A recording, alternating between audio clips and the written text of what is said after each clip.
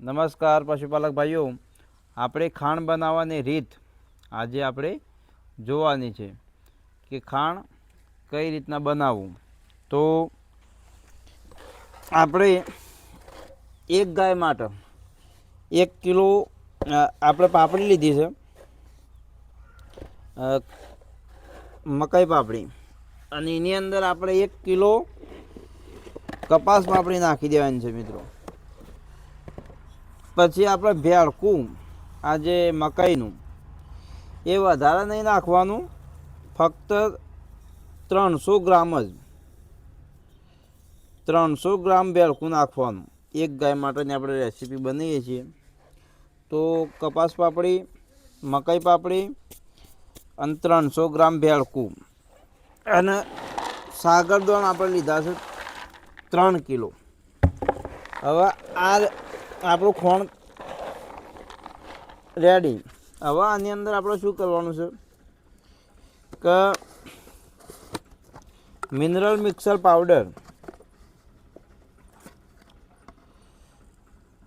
આપણે એની અંદર ભભરાઈ દેવાનો છે 50 ગ્રામ જેટલો.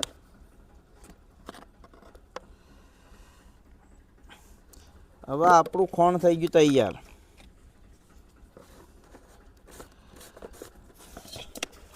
હવે આપણે આટલી 10 લીટરની એક ડોલ પાણીની રેડી દેવાની અંદર, અને હલાઈ નાખવાનું સરસ.